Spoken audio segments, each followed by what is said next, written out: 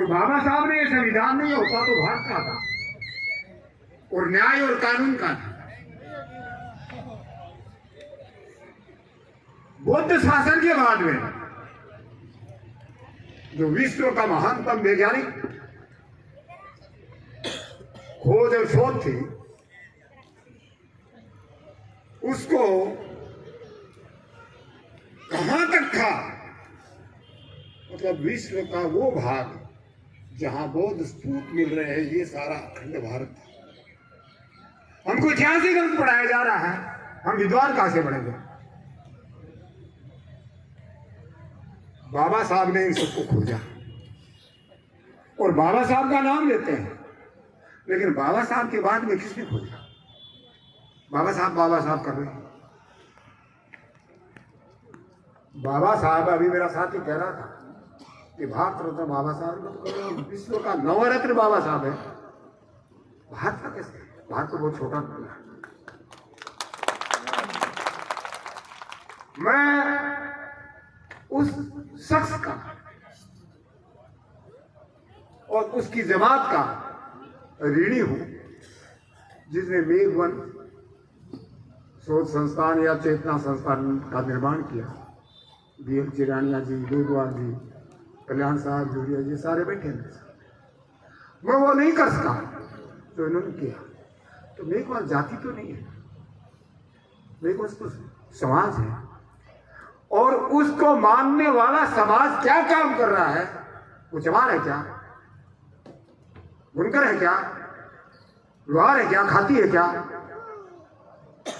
वो सृष्टि का पहला सभ्य मानवता का संस्थापक है। हमने गहराई से समझा कि मैं खुजरा हो गया कि बेटा मेरे साथ का मेरी फोटो है, वहां नगद तस्वीरें देखी मेरी। एक प्रिंसिपल और उसके घरवाली प्रिंसिपल दोनों शर्मिंदे हो गए। मैंने दोनों के कंधे पे हाथ रख दिया। क्या महसूस कर रहे हैं? वो शर्मिंदे हो गए। अरे मैंने कहा बेटा शर्मिंदा होने की जरूरत नहीं है, हमारी मूल अवस्था ये है और हमारी सभ्यता ने यहां तक पहुंचाया। हमारी मानवीय संवेदना कितनी गिर गई है। मैं नालंदा गया हूं, वहां मैंने देखा है विश्व की अगर पहली यूनिवर्सिटी है विश्व की तो नालंदा है। और वहां मैंने क्लासरूम देखे हैं। उस समय हवाई मार्ग नहीं था, समुद्री मार्ग या जमीनी मार्ग था।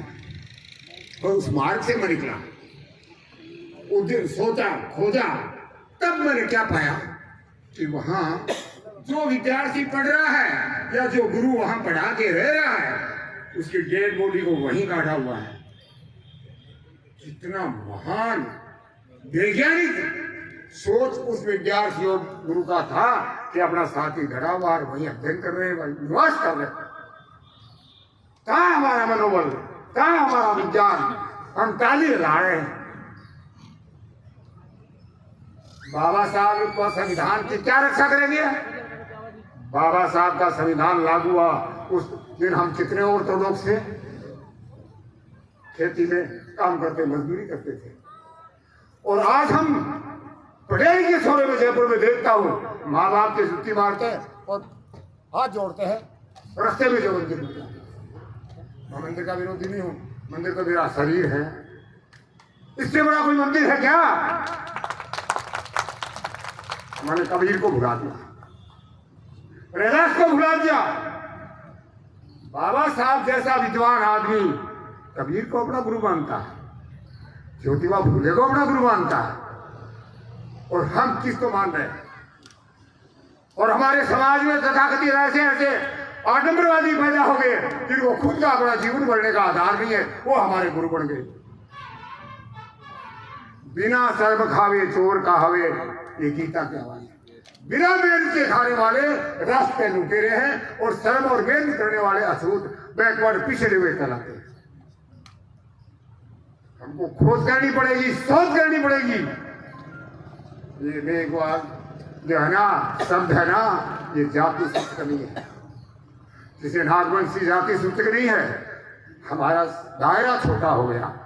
द्रविड़ कोई जो है ना जाति नहीं है, एक समूह है हमारा। उसमें विकास होता गया। बाप के 5 बेटे हैं, कोई खाती का काम, कोई सुनार का काम, कोई लोहार का काम करने लगा। अरे एक बात बताऊं, दुनिया में अगर कृषि प्रधान देश है तो भारत है। तो सभ्यता का जन्म पहला आदमी कृषक है और उसके 3 इंजीनियर हैं। भारत में सबसे पहले घी पैदा हुआ है। दुनिया का इतिहास उठा के देख लो, रिसर्च करके देख लो। और घी किसने पैदा किया? खाती कुमार समाज। गिरौना 3 से बढ़ता है और वो तीनों नहीं मिलते हैं तो घी पैदा हो सकता है। वो तो अछूत कहलाए, ढेर चूड़े कहलाए। इससे बड़ा हमारा पत्र क्या होगा? विज्ञान की ओर नहीं बढ़े और रूढ़िवाद की ओर से बढ़े। मैं ज्यादा नहीं बोलूंगा, मैं चाहता हूँ, समय बहुत हो गया है। लेकिन इन मेरी बातों पे मैं दोबारा आऊंगा और 15-20 आदमी मिलकर डिबेट करेंगे। मैं राष्ट्रीय लेवल पे काम कर रहा हूँ। मैंने पूछा रे कॉलेज कहाँ से आ गए, संविधान में कोई शब्द नहीं है। तो मेरे को सेक्रेटरी ने कहा, साहब हमने तो ये आयोग बना के भेज दिया 14 में, न्याय सेवा आयोग। मैंने कहा भारत में 76 साल बाद तक न्याय आयोग नहीं बना। न्याय आयोग नहीं बना तो न्याय कैसे मिलेगा? और उसका परिणाम है 76 साल में इक्वलिटी जहाँ आनी चाहिए 10 साल में प्रोमिस किया पूरा पैक्ट है, वहां आज 76 साल में जहाँ आगे छोड़ के 21% बिलो पॉवर्टी थे, आज 80% बिलो पॉवर्टी। इससे बड़ा पतन क्या होगा? ये चेहरा तो 1.5% दिख रहा हमारे समाज का। मैंने सर्वे किया है, हमारे समाज के 1.5% अपने घर की रोटी खा रहे और 98% से बढ़े। कहाँ आपका समाज? तो गिने चुने लोग। इसलिए हमको बहुत गहराई से अध्ययन करना पड़ेगा। तो मैंने उनको कहा कि आपने जो ये भेजा है आयोग बनाने का प्रस्ताव आर्टिकल 224 में भेजा है। अरे तुम IAS लेवल के आदमी हो, तुमको यही पता नहीं है कि आर्टिकल 224 में तो मुख्य न्यायाधीश को सिलेक्शन करने का है, नॉमिन करने का है। सिलेक्शन करने का 312 में वो आपने भेजा नहीं, इसलिए हाईकोर्ट सुप्रीम कोर्ट ने रिजेक्ट किया। तो तुम्हारी बिल नहीं लगता, इसलिए तुमने रिजेक्ट करवाया है सारे लोगों ने मिलकर। तो 1.5% नहीं 3% लोग राज कर रहे हैं, वो बेवकूफ बना रहे हैं, हम बनते जा रहे हैं। इसलिए मैं चाहता हूँ कि इस वर्ग पे नहीं, आप बुद्धिजीवी 10-20 आदमी भर दो, अपन डिबेट करेंगे और संविधान में बात करेंगे। और संविधान की अदालत बहुत पहले होगी। दल कानून लग गया, संविधान में कहीं भी पार्टी का प्रतिनिधित्व नहीं है, वर्गीय प्रतिनिधित्व। आर्टिकल 330 से 42 पढ़ लो। वर्गों का प्रतिनिधित्व है, वर्गों का प्रतिनिधित्व खत्म कर दिया और हमारी हत्या हो गई और हम जिंदे घूम रहे हैं, किस दुनिया में जी रहे हैं? जय भीम, जय भारत।